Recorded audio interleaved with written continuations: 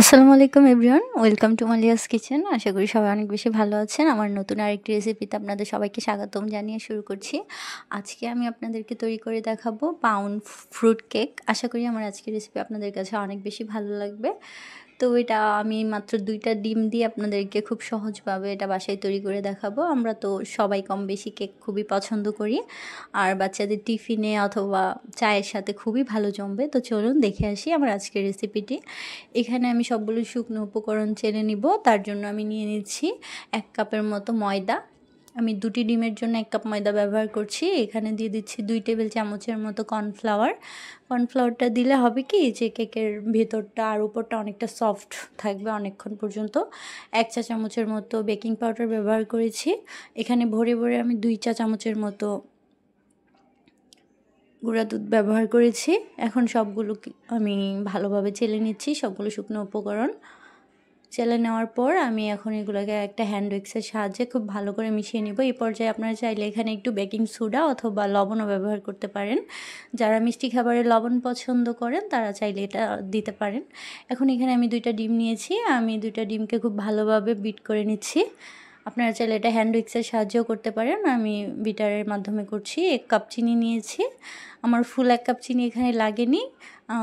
আমি এখন অল্প অল্প করে চিনিটা আর ডিমের সাথে খুব ভালোভাবে বিট করে নিচ্ছি যতক্ষণ না চিনিটা ভালোভাবে গলে আসছে। এই পর্যায়ে আমি এখানে 3 টেবিল চামচের মতো তেল ব্যবহার করছি। আপনারা চাইলে এই পর্যায়ে বাটারও দিতে পারেন। বাটার দিলে আরও বেশি টেস্টি হবে কেকটা। এ পর্যায়ে আমি দিয়ে দিচ্ছি 1 চা চামচের মতো ভ্যানিলা এসেন্স। এখন দিয়ে আমি খুব ভালোভাবে সব কিছুকে আবার বিট করে নিচ্ছি। তো আমার বিট করা হয়ে গেছে। এখন আমি সবগুলো শুকনো উপকরণ এখানে দিয়ে দিব। অল্প অল্প করে দিয়ে আমি খুব ভালোভাবে একটা হ্যান্ড উইক্সের মাধ্যমে সব কিছু মিক্স করে নেব, যেন কোনো দলা পেকে না থাকে, লামস না থাকে এর মধ্যে। আমি আর বাকিটাও সব দিয়ে দিচ্ছি এখানে। আমার ব্যাটারটা প্রায় রেডি। এখন এখানে আমি আরও কিছু দুধ ব্যবহার করছি। এখানে 3 টেবিল চামচের মতো দুধ আছে। ব্যাটারটা যেন খুব সফট হয় আমি সেজন্য এখানে কিছুটা দুধ ব্যবহার করেছি। এখানে আমি এখন কিছু ড্রাই ফ্রুট ব্যবহার করছি। এখানে কাজু বাদাম, কাঠবাদাম, কিশমিশ আর আমি কিছুটা আপেল ব্যবহার করেছি। আমি এই সব কিছু এখানে খুব ভালোভাবে দিয়ে দিলাম। এটা অপশনাল, আপনারা না দিলেও পারবেন। আমি যেহেতু বলেছি এটা ফ্রুট কেক। এখানে আমি একটা 2 পাউন্ডের কেকের মোল্ড নিয়েছি। এর মধ্যে তেল ব্রাশ করে নিয়েছি বেকিং পেপার দিয়ে। তারপর আমি সম্পূর্ণটা মিশ্রণ ঢেলে দিয়ে একটা টুথপিকের মাধ্যমে খুব ভালো করে করে দিচ্ছি যেন ভিতরে কোনো বাবলস না থাকে। তো ঝাঁকিয়ে নিয়ে এখন উপরে আমি আবার কিছুটা ড্রাই ফ্রুট দিয়ে দিচ্ছি।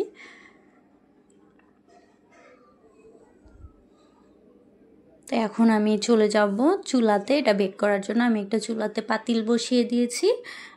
5 মিনিটের জন্য আমি ফ্রি হিট করে নিয়েছি। এখন আমি দিয়ে দিচ্ছি কেকের ব্যাটারটা আমি দিয়ে এখন প্রায় 40 থেকে 30 মিনিটের মতো আমি এটা বেক করে নিয়েছি। আপনারা চাইলে ওভেনও দিতে পারেন। আমি যেহেতু চুলায় তৈরি করেছি তাই আমার এখানে সময় প্রায় 40 মিনিটের মতো লেগেছে। চেক করে নিয়েছি, আমার কেকটা হয়ে গেছে।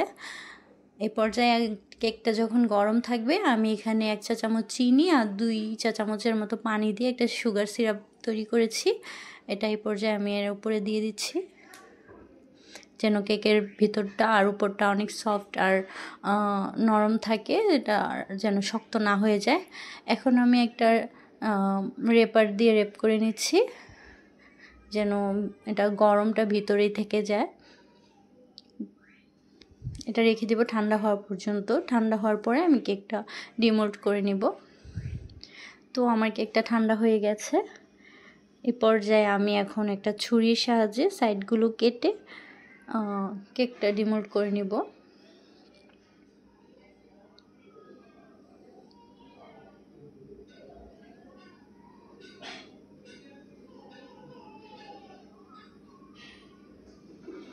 এই তো কেকটা আমি এখন ডিমোল্ড করে নিচ্ছি। বেকিং পেপারটা এখন আমি উঠিয়ে নিব। কেকের কালারটা কতটা সুন্দর এসছে দেখুন, মাশাআল্লাহ। আপনারা ওভেনে করলে যেরকম কালার আসে চুলায়ও সেম কালারই আসছে। হয়তো কিছুটা 19-20 হবে, তাছাড়া কেকটা অনেক সুন্দর হবে। এখন আমি কেকটা কেটে দেখিয়ে দিব আপনাদেরকে কতটা সফট আর কতটা সুন্দর হয়েছে কেকটা। খুব সহজেই আপনারা বাসায় এরকম একটা কেক তৈরি করে নিতে পারবেন।